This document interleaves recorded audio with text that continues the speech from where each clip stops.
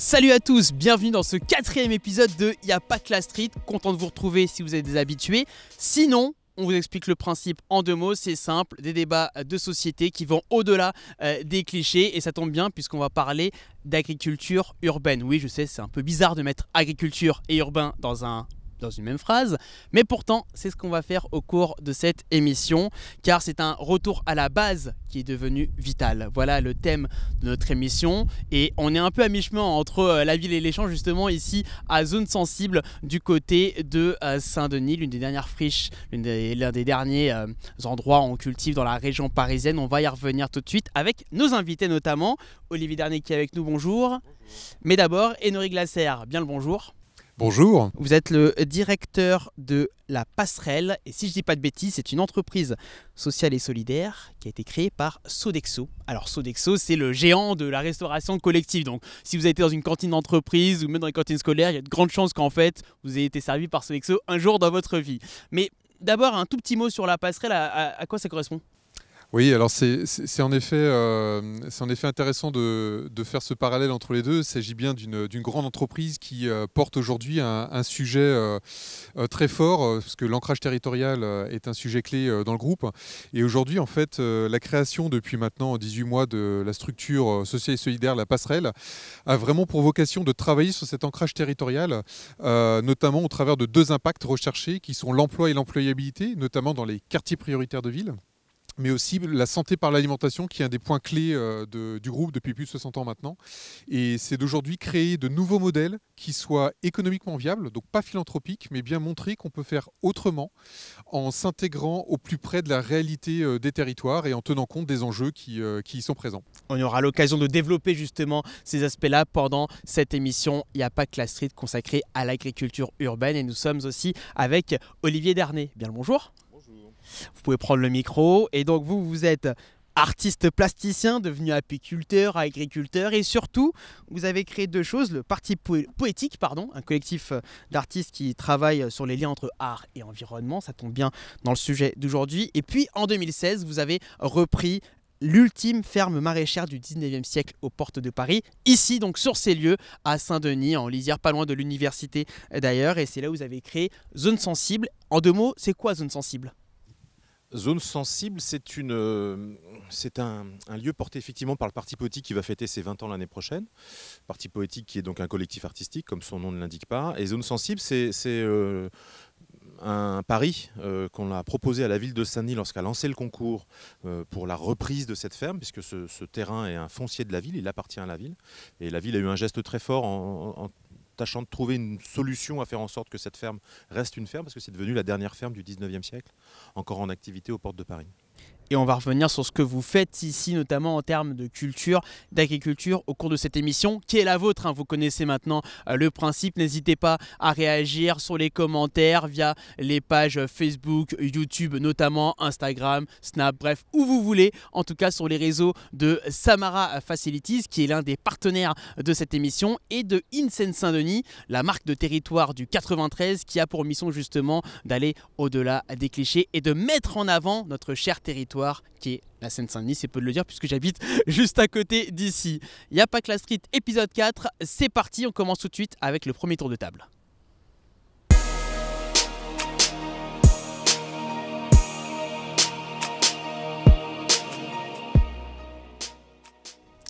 Vous êtes bien dans Il n'y a pas que la street consacrée à l'agriculture urbaine. Et on va commencer avec les petites et grandes avancées de l'agriculture en ville ou surtout dans les quartiers. C'est vrai que je disais que ça peut paraître un peu improbable de mettre agriculture et urbain. Et pourtant, dans le temps, il y avait beaucoup de fermes maraîchères, notamment en banlieue parisienne, pas mal de fermes. On disait aussi que c'était l'endroit où il y avait de l'élevage également, mais ça a disparu au fur et à mesure de l'industrialisation et de l'urbanisation, surtout avec la création des grands ensembles dans les années 50-60. Mais aujourd'hui, on constate quand même un retour à la base. Alors Olivier Dernier, je vais me tourner vers vous d'abord avec cette première question.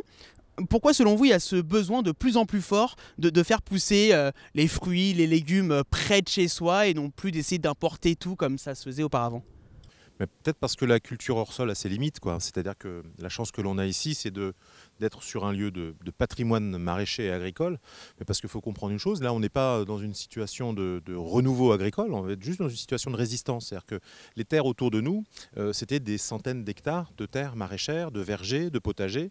Et la ville est arrivée. Donc on est plus dans une logique de résistance, à essayer de préserver des îlots, plutôt qu'à développer de l'agriculture urbaine. La ville a eu raison de tout ça, puisque de toute façon, la pression immobilière très forte de l'après-guerre a fait que ces îlots de maraîchage n'ont pas résisté à la bétonisation et au besoin d'abriter à la fois de l'activité et surtout du logement, surtout en Seine-Saint-Denis. Donc cette résistance, elle vaut en fait pour inventer des lieux qui ne sont pas forcément que des lieux de poésie, mais qui ne sont pas du tout aux échelles et à la dimension de ce qu'il faudrait faire sur une résilience alimentaire. C'est pour ça que je ne suis pas un grand ambassadeur de l'agriculture urbaine. Il y a des sujets dans l'agriculture urbaine intéressantes, mais ce qui m'intéresse plutôt, c'est à la fois l'agriculture et à la fois la ville. Mais le mariage des deux indique de toute façon que, à l'échelle d'une métropole de 12 millions d'habitants, l'agriculture urbaine ne sera jamais la solution. Voilà. En revanche, elle a des atouts que l'agriculture n'a pas et qui sont certainement nécessaires pour faire en sorte de reconnecter, à la fois pour les jeunes mais aussi pour les anciens, ce besoin en fait naturel de se faire du bien à soi lorsqu'on fait du bien à la terre. Et ça, c'est un soin réciproque qu'il est important de développer dans des projets d'agriculture urbaine. Toute petite parenthèse, vous parliez de résistance, on est dans une zone ici très urbanisée et puis avec des projets, notamment les projets de nouveaux quartiers pas loin d'ici du côté de Stein.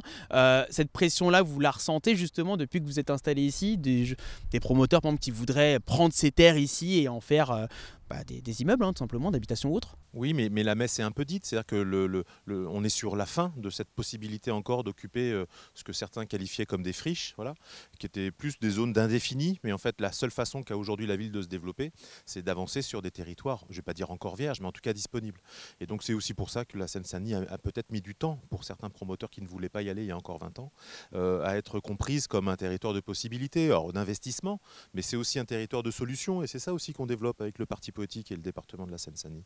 On voit que c'est à la fois un territoire en tension, mais c'est aussi un territoire en solution. Et pour ça, les jeunes générations, peut-être que tu en es un ambassadeur d'ailleurs, indiquent que cette vitalité-là, elle est intéressante à mettre en contrepoint de ce que certains journalistes qualifient lorsqu'ils qualifient la banlieue comme une zone sensible. Ouais, surtout ces derniers temps, c'est peu de le dire, avec les événements des derniers jours. Et Henri Glaser, je vais me tourner vers vous maintenant.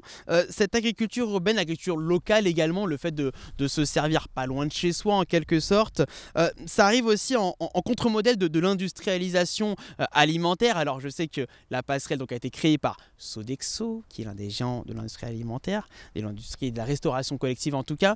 Mais justement, est-ce que pour vous, ce qui se passe avec l'agriculture locale, ça représente un changement d'époque? Alors, je ne pense pas que ça vienne en contrepoint, je pense plutôt que ça vient en complément. Je crois qu'aujourd'hui, on est vraiment dans un environnement où les modèles sociaux ont évolué, où les modèles agricoles et de consommation aussi ont évolué. Aujourd'hui, et Olivier l'a très bien dit, l'enjeu en fait, de l'agriculture urbaine n'est pas forcément de pouvoir nourrir l'intégralité d'une population qui serait présente sur un bassin comme celui de la Seine-Saint-Denis. Et de toute façon, les terres maraîchères n'existent plus pour ça. Donc, elles sont très principalement céréalières pour les rares qui restent. Donc, ça veut dire qu'il faut trouver en fait un nouveau moyen de pouvoir fonctionner et surtout d'apporter ce qui est essentiel, c'est-à-dire un équilibre dans le mode de fonctionnement et dans l'alimentation que l'on propose. Ça passe donc aussi par la création d'outils de transformation. Et du coup, le premier site que nous avons créé à Clichy-sous-Bois, directement au sein d'un quartier prioritaire de la ville, intègre notamment une légumerie qui a pour vocation justement d'apporter cette notion territoriale, cette notion aussi très locale dans l'ancrage de la transformation. Donc cette nouvelle époque, et notamment les approvisionnements locaux dont vous parliez Karim juste avant, c'est un enjeu de société. C'est un enjeu parce qu'en Ile-de-France, nous avons la chance d'avoir beaucoup de maraîchage et il faut aussi tirer parti de cela parce que cela fait partie aussi de l'éducation alimentaire et de l'accompagnement auprès des populations que l'on peut apporter aussi auprès des enfants, dans le scolaire notamment, dans le médico-social. Et c'est aussi le rôle de Sodexo, au travers de son mode de fonctionnement, de pouvoir porter cette responsabilité et l'accompagner au sein des territoires. Et la passerelle est vraiment là pour essayer de l'ancrer et le site de Clichy-sous-Bois en est une matérialisation concrète. Le site de Clichy-sous-Bois qui a ouvert l'année dernière, en avril 2022. Expliquez-nous concrètement le fonctionnement de la légumerie. Vous l'avez un tout petit peu abordé, mais concrètement, quand ça marche, qu'est-ce que vous y faites dans cette légumerie ? Alors, en effet, déjà, en fait, le parti pris de départ, hein, il a été de se dire, pour travailler sur cette notion de territoire et cette notion locale, il faut travailler aussi avec les instances et avec, du coup, une sorte d'alliance, un peu partenariat public-privé. C'est de se dire de quoi est-ce qu'on a besoin dans le territoire. Et c'est pour ça qu'en fait, au sein du bâtiment, nous avons intégré aussi des services complémentaires. Alors, qui peuvent sembler hétéroclites, mais nous avons une crèche, nous avons aussi l'antenne de la mission locale qui est présent. On en parlera un peu plus tard. Mais cette légumerie, elle a aussi ce rôle, puisque et le conseil départemental, dans la présentation de son plan d'alimentation territoriale il y a moins d'un mois, le disait lui-même, on manque dans toutes les régions de France d'outils de transformation. C'est-à-dire qu'on peut avoir le produit de départ, on a le besoin au niveau du consommateur, mais entre les deux, la chaîne de transformation en fait s'arrête. Et aujourd'hui, sur le territoire de Seine-Saint-Denis, par exemple, c'est un territoire où le consommateur consomme plus qu'au niveau national de produits transformés. L'enjeu, c'est de se revenir à la base. Comment est-ce qu'on fait pour traiter au mieux le produit ? Aujourd'hui, à Clichy-sous-Bois, nous traitons des produits qui, notamment nos légumes, sont plus de 95% issus de l'Île-de-France, avec un partenariat avec la Croix-Rouge Île-de-France, Vive Circuit Court. Donc, on va avoir des produits qui sont de saison, qui sont frais et qui sont travaillés par une équipe locale qui habite à 5 minutes à pied du site et qui sont ensuite proposés sur des restaurants d'entreprise, aussi demain, potentiellement dans les écoles, dans l'univers hospitalier. C'est aussi comme ça que cet ancrage local et territorial en fait, se matérialise au quotidien dans cette légumerie à Clichy-sous-Bois. Alors question un peu bête, pourquoi vous avez plus misé sur la transformation des produits plutôt que sur la production même ? Alors c'est une question non au contraire qui est très intéressante. Et, déjà en fait il faut se dire qu'il y a déjà des acteurs qui savent très bien faire la production. Il faut être fier de l'agriculture qui existe, il faut être fier des producteurs, il faut être fier des initiatives d'agriculture urbaine qui sont portées. Et à un moment donné il faut aussi savoir quelle est sa place et où est-ce qu'on peut avoir une valeur ajoutée. Donc dans cette chaîne de valeur, arriver au cœur justement d'un des vrais besoins qui est la transformation, c'est aussi une façon de contribuer à un besoin du territoire, un besoin des habitants au plus près du territoire. Parce que ça veut dire aussi que l'on a créé une entreprise en plein milieu d'un quartier prioritaire de la ville, là où il n'y en a pas. Je mets de côté une pharmacie, une boulangerie et une épicerie. Hors service essentiel. Voilà. Donc cette notion de ramener l'entreprise au cœur même de la vie du territoire, c'est aussi une façon de l'ancrer et c'est aussi une façon de pouvoir porter une démarche dans des accompagnements de formation à la nutrition en ayant les produits locaux directement sur place et de pouvoir aussi les expliquer dans leur démarche et dans la préparation auprès des habitants du territoire. Donc vous êtes plutôt les transformateurs, Olivier Darnier. Ici, c'est plus de la production. Vous pouvez le repasser le micro pour venir un peu sur ce modèle de zone sensible. D'abord, question un peu bête pour ceux qui nous suivent. Vous produisez quoi ici comme fruits, comme légumes ? On est passé d'une exploitation de monoculture de salade, puisque René Kersanté, qui était le véritable Mohican, dernier des Mohicans, du patrimoine mondial maraîcher de Seine-Saint-Denis faisait une monoculture de salade, il faisait 1,5 million de salades chaque année. Et on est passé donc d'une espèce végétale à 230 espèces végétales différentes, avec d'abord une hospitalité à la biodiversité, et puis une série de légumes racines, une série de légumes feuilles, une série d'aromatiques, une série de fleurs comestibles. Et c'est l'ensemble de tout ça qui devient à la fois un paysage, intéressant peut-être pour l'œil, mais pour le ventre aussi, parce que ce que l'on en fait, c'est, même si ce n'est pas le cœur de l'activité, mais c'est l'essence même de la reprise de ce lieu, la proposition que l'on a fait à la ville, c'est il y avait une dimension éminemment politique à faire en sorte que cette terre nourricière reste à tout jamais, j'espère, une terre nourricière. Donc on a obtenu un bail de 25 ans avec la ville pour ça, et ce qui est le temps long, le temps biologique, le temps de la transformation, le temps aussi d'une conscience biologique, écosystémique, naturelle ou agroécologique. Et donc de tout ça, on en fait du coup de la nourriture pour le ventre, pour les yeux aussi un peu. Et on livre du coup une quinzaine de restaurants en Île-de-France, pas mal sur Paris, petite couronne, un peu évidemment en Seine-Saint-Denis. Et puis le reste, il y a 80% de notre production qui va dans un projet d'aide alimentaire qu'on a initié avec l'apparition du Covid qui s'appelle Solidarité Pandémique et qui nous permet de distribuer à vélo une quinzaine d'associations entre Stein, qui est de l'autre côté de l'avenue, Pierrefitte, qui est au carrefour ici, et Saint-Denis. D'ailleurs, petite parenthèse, je comprends mieux maintenant avec vos explications pourquoi nous, quand on était petits, puisque moi j'ai grandi juste dans le quartier qui se trouve derrière, pourquoi on appelait ici le champ de salade justement, parce qu'on voyait les salades, mais c'est vrai que pour nous, urbains, ayant grandi dans des quartiers, c'était c'est un petit peu presque pittoresque de trouver un champ de salade comme ça posé au milieu des immeubles. Et d'un mot sur la diversification, justement, pourquoi ne pas être resté sur les salades, question un peu bête, mais pourquoi ne pas rester sur les salades? Parce que la monoculture a ses limites, que ce soit intellectuelle ou agronomique ou gustative. C'est-à-dire qu'à un moment, ce qui nous intéresse, c'est la diversité. Ce qui nous intéresse, c'est la multitude, mais au sens à la fois agricole et éthique et philosophique du terme. C'est pas pour rien si le département a lancé une biennale qui s'appelle Multitude. C'est la richesse de la Seine-Saint-Denis, c'est le pluriel de la Seine-Saint-Denis. C'est la différence avec l'autre.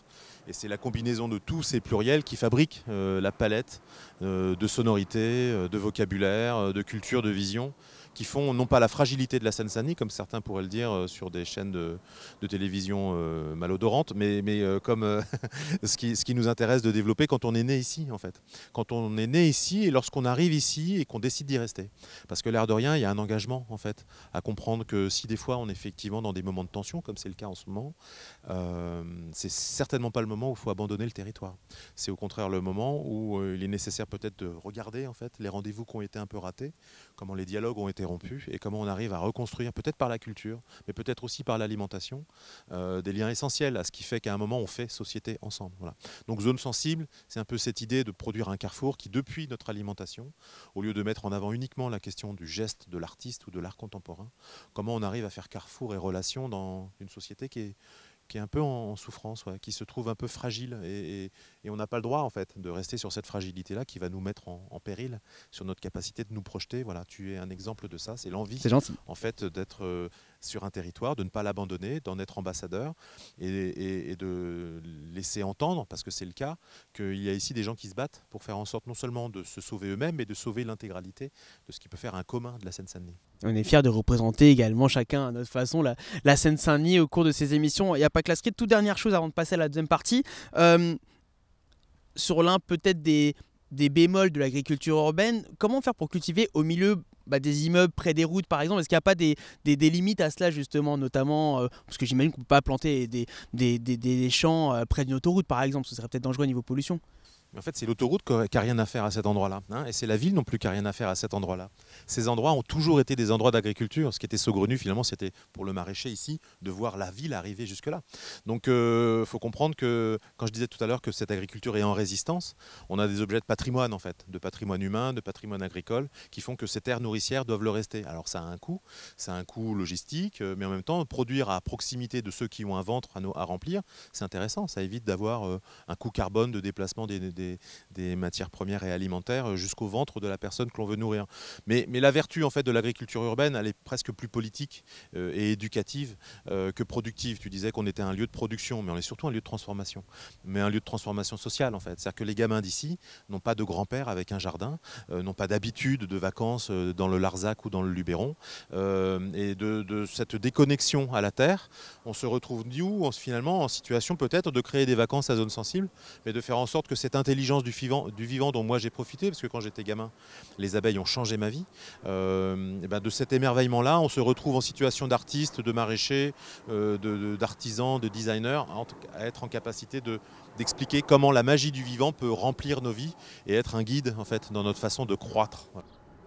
Si vous êtes d'accord avec ça ou pas d'ailleurs, vous pouvez réagir bien sûr dans les commentaires sur les pages Facebook, YouTube notamment de Samara Facilities et de In Seine-Saint-Denis. On va faire un petit tour de magie si vous le voulez bien messieurs. Ça c'est la magie de la télévision comme on disait dans le temps. Olivier, dernier, vous avez laissé la place à notre grand témoin qui fait le plaisir de venir ici à Zone Sensible pour la deuxième partie de Y'a pas que la street.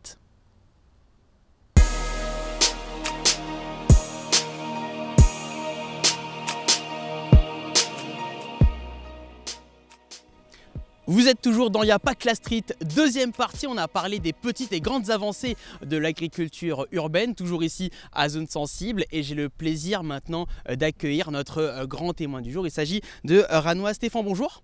Bonjour. Merci beaucoup de nous avoir rejoints. Vous avez fondé les Délices de Logresse. Très joli nom. De quoi s'agit-il ? Alors les Délices de Logresse, c'est une petite conserverie artisanale qu'on a créée à la Courneuve, donc peut-être à 2 km à vol d'oiseau d'ici. Au départ, on a créé vraiment une marque, donc avec nos produits qui étaient très gastronomiques, grande qualité gustative, 100% bio, très peu d'ingrédients, très peu de transformation, tout fait en interne.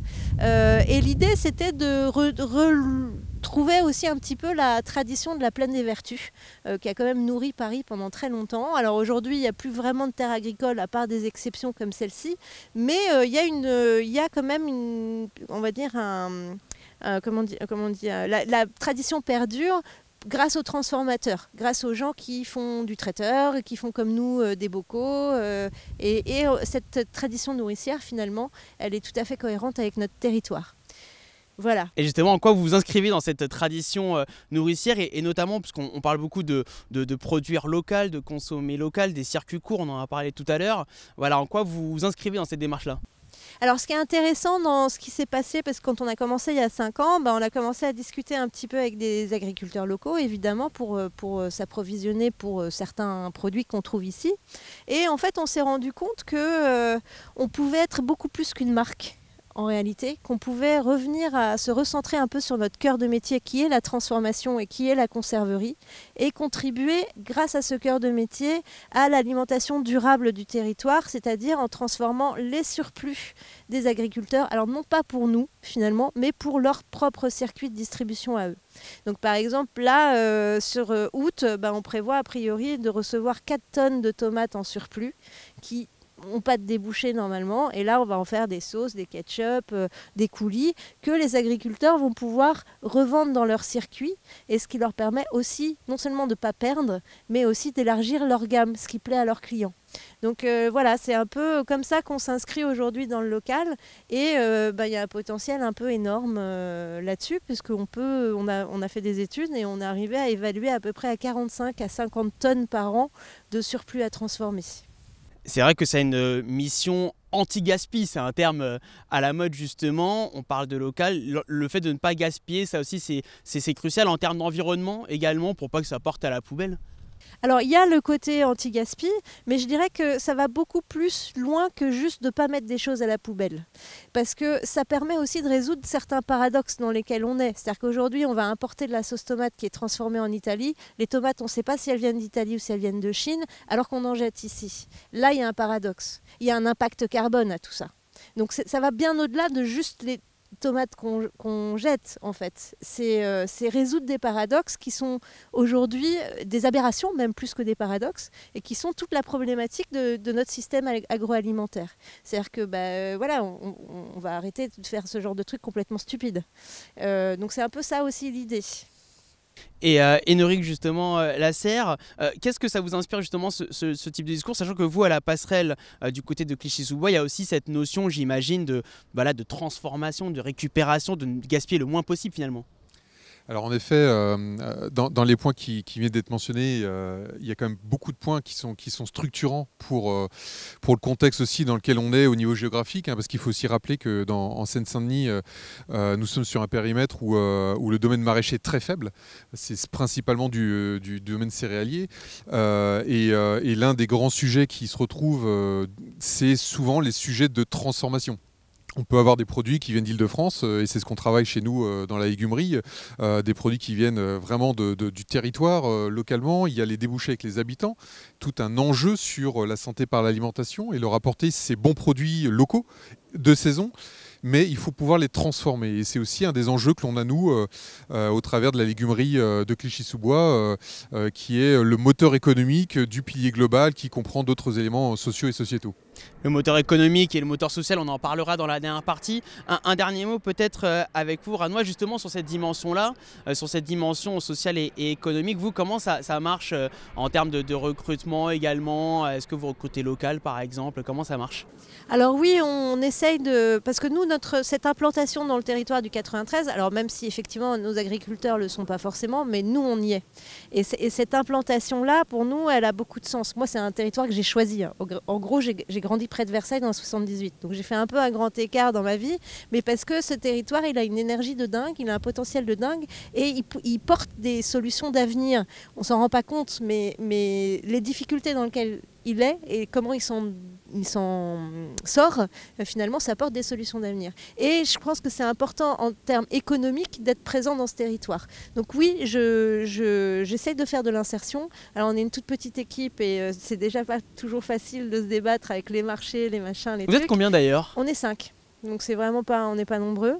Mais effectivement, on fait de l'insertion. On accueille des gens qui sont par exemple sortis de l'emploi depuis un moment. On leur fait des semaines de travail à l'intérieur. Il y a quelque chose de très joli en fait à travailler autour de la nourriture et de la nourriture de qualité en particulier parce que c'est satisfaisant et que des gens qui ont besoin de se réinsérer, qui ont besoin de trouver des métiers, qui ont besoin d'être formés, là on leur propose de faire plaisir aux gens et de se faire plaisir eux-mêmes. Et on leur propose une expertise parce que faire une bonne sauce tomate, c'est une expertise. C'est pas donné à tout le monde. D'ailleurs, c'est pour ça que quand on en achète, souvent elle n'est pas bonne. C'est parce que c'est complexe à faire. Et donc, il y a quelque chose par le biais de l'alimentation, mais qui marche aussi par le biais du maraîchage en réalité, d'extrêmement satisfaisant, d'extrêmement constructif dans un parcours social difficile et qui permet effectivement, alors nous à notre petite mesure, qu'on espère, comme on est en pleine croissance, on espère pouvoir le faire de façon plus systématique, mais de finalement proposer à des gens qui sont en difficulté une bulle de satisfaction, une bulle de plaisir, quoi. Eh ben, en tout cas, vous faites la transition parfaite avec la troisième partie. Merci beaucoup Ranoa, Stéphane d'avoir été avec nous. Et dans quelques secondes, on enchaîne avec la dernière partie de Y'a pas que la street, justement sur les conséquences sociales et économiques.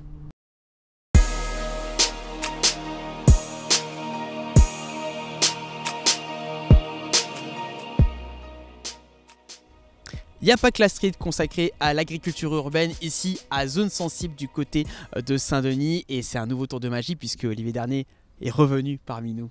Ça c'est beau quand même, pour évoquer les autres aspects liés à l'agriculture urbaine, notamment les conséquences, les bienfaits au-delà d'une alimentation saine. Parmi ces conséquences-là, on l'a abordé à l'instant avec Ranoa Stéphane, c'est les conséquences sur l'emploi et sur l'insertion professionnelle, notamment dans les quartiers. Et vos deux cas finalement incarnent cela. Je commençais avec vous, Olivier, par rapport à cette insertion-là. En quoi Zone Sensible permet de réinsérer des personnes qui étaient peut-être éloignées de l'emploi par exemple ou qui étaient loin de l'agriculture? Tout à l'heure je parlais de soins, du simple fait de se faire du bien à soi lorsqu'on soigne la terre. En fait on l'a surtout découvert, je ne pensais pas au tout début lorsqu'on a répondu à l'appel à projet de la ville de Saint-Denis sur la reprise de cette ferme, on a découvert que le lieu devenait vraiment un lieu support qui permettait aux avions de passer au-dessus de nos têtes. Mais dans le couloir aérien quand même de l'aéroport de Roissy-Charles de Gaulle, il faut le préciser. C'est surtout le Bourget, je pense, là. Ah, c'est peut-être le Bourget, ouais, effectivement. Et puis un hélicoptère qui passe en même temps qu'on parle. Une urgence agricole. Non, mais et on a découvert que les gens venaient ici aussi parce qu'ils étaient dans un projet de reconversion professionnelle. Il y avait, et le Covid a amplifié ça. C'est-à-dire qu'il y avait un moment où on s'est finalement posé la question de savoir si le bac plus 8 que l'on avait fait, si le salaire que l'on avait réussi à gagner était suffisant pour aligner nos vies entre notre éthique, notre morale et le fait qu'on donnait du sens à notre activité quotidienne tout au long de l'année. Et on a eu pas mal de personnes qui sont venues ici pour se tester au maraîchage, pour étudier leur capacité finalement physique à être dans ce métier-là, à repenser leur vie, peut-être en restant en Seine-Saint-Denis, mais peut-être aussi en quittant le territoire. Et on a accompagné en fait pas mal de personnes sur des projets de reconversion professionnelle. Ensuite, ce que l'on est en train de faire, c'est comme moi, ça fait 25 ans que je produis un miel qui interroge plein de chefs et on a pas mal de chefs étoilés qui, avec le miel béton, découvrent en fait une complexité aromatique incroyable. Et notamment, j'avais interpellé le chef Alain Ducasse qui nous a parrainé le championnat du monde des cuisines du monde qu'on a fait cette semaine. Sur le simple fait qu'on avait un rendez-vous qui n'était pas fait en fait entre la ligne 13 de métro qui alimente Saint-Denis Université où nous sommes ici, entre Stein, Pierrefitte et Saint-Denis et les Champs-Élysées. Cette ligne de Villy, elle n'est pas vraiment vitale, en tout cas elle n'irrigue pas forcément. Et sur le thème de l'emploi, on a 100 000 emplois, même peut-être encore un peu plus, non pourvus dans les métiers de la restauration, et ici des taux de chômage très importants. Et en même temps, donc, on avait envie avec lui de regarder comment du côté de la valorisation des savoir-faire des habitants des quartiers. L'alimentation pouvait être un vecteur pour justement faire en sorte que un peu de la richesse de cette haute gastronomie au centre de Paris puisse alimenter la Seine-Saint-Denis, et comment du coup on pouvait mettre en lumière surtout les talents des habitants de la Seine-Saint-Denis, et c'est ce qu'on fait avec le championnat du monde des cuisines du monde. On en reparlera à la fin de l'émission du championnat du monde des cuisines du monde. Ce lien social, il est important, alors que pourtant ce ne sont pas des grandes distances justement entre ici, Saint-Université, et les Champs-Élysées. Finalement, c'est à portée de métro, comme vous l'avez dit. Il y a aussi cette mission de rendre l'agriculture accessible aux jeunes. C'est vrai que ce n'est pas un métier dont on parle souvent ici, dans nos quartiers, il faut être tout à fait honnête. Est-ce que des initiatives comme ici, Zone Sensible, permettent justement de casser les clichés sur ce secteur d'activité-là? Mais alors il y a ça effectivement, et vis-à-vis des jeunes, moi ce que j'adore en fait, c'est l'élégance que l'on a en fait quand on habite en Seine-Saint-Denis.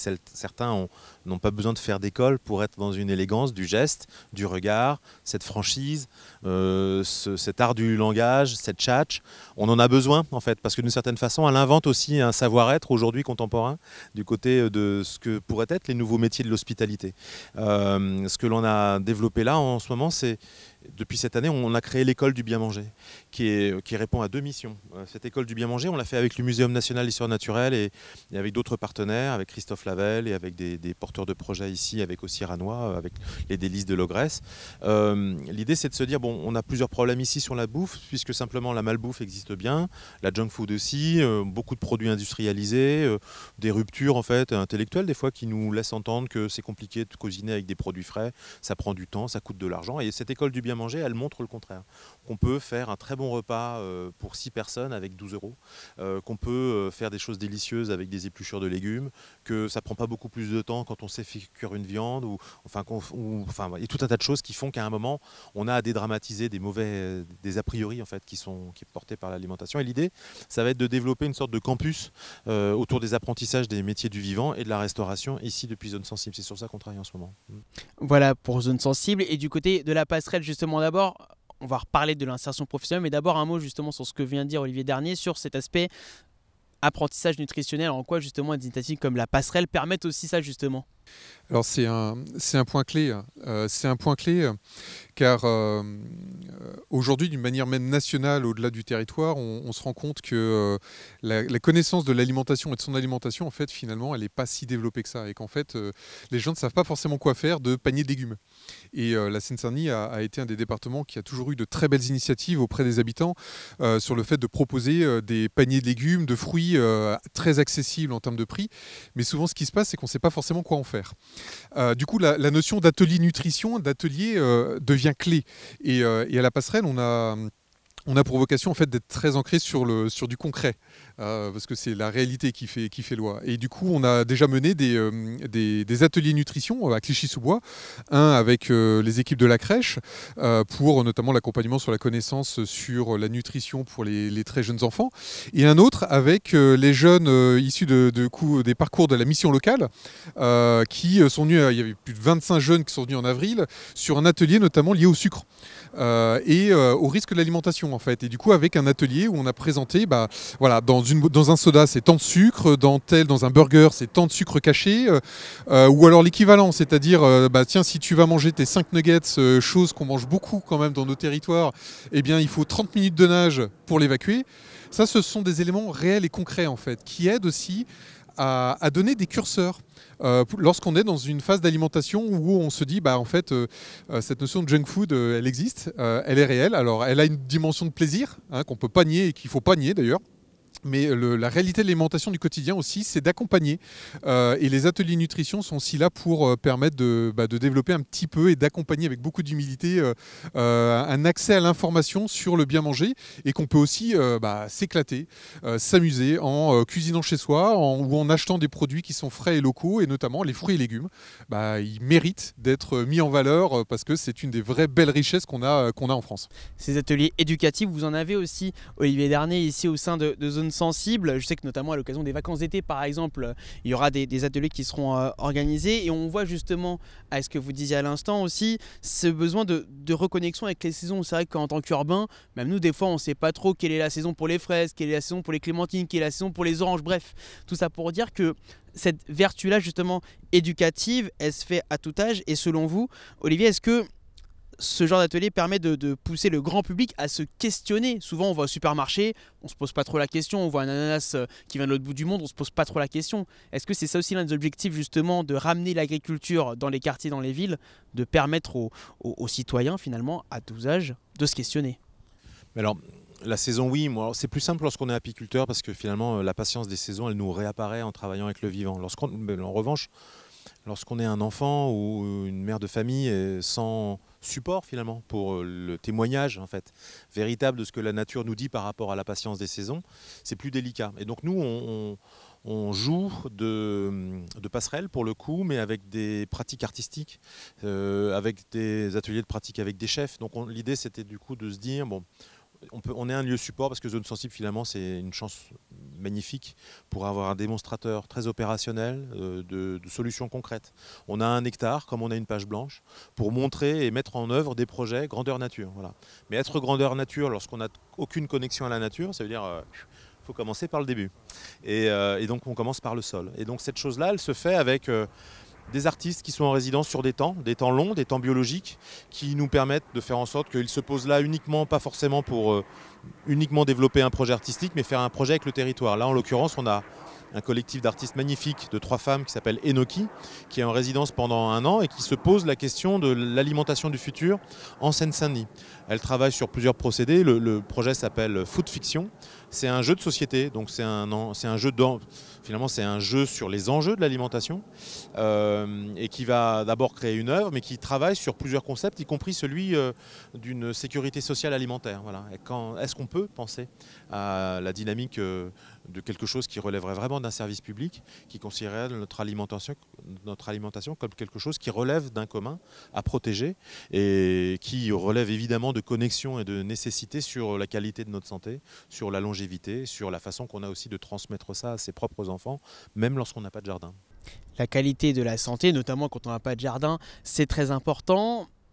Mais j'ai envie de mettre un bémol, et c'est un peu le bémol qu'on trouve parfois avec l'agriculture bio, c'est le prix, c'est le coût. On parle beaucoup d'inflation ces derniers temps, la hausse des prix, notamment des produits de première nécessité pour s'alimenter par exemple.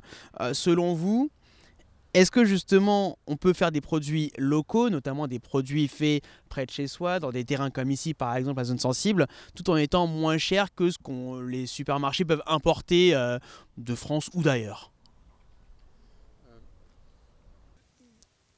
Le sujet en fait de la tension économique, en fait, il est crucial. Il est crucial parce qu'aujourd'hui, c'est devenu un sujet de société qui était déjà présent. Il ne faut pas dire que ce n'était pas présent, ça a toujours été présent. Et simplement, ça a été mis en lumière encore plus avec le phénomène de l'inflation. Le fait de repenser les filières, de repenser la façon de concevoir toute la chaîne de valeur. Parce qu'en fait, il ne faut pas prendre les blocs séparément. On ne peut pas prendre séparément la production, on ne peut pas prendre séparément la transformation et on ne peut pas prendre séparément la distribution. Ça n'a pas de sens. Il faut repenser la chaîne de valeur au niveau local et territorial. Là, en ce moment, on est en plein sur la limite de pas mal de conceptions très globales.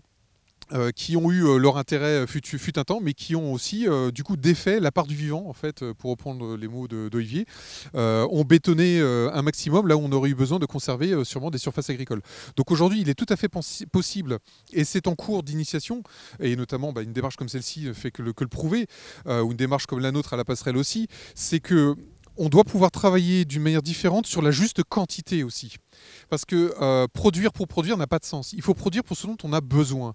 La Terre n'est pas en fait un système qui va se renouveler de manière perpétuelle sans qu'on y prenne garde. Il faut prendre garde et la protéger.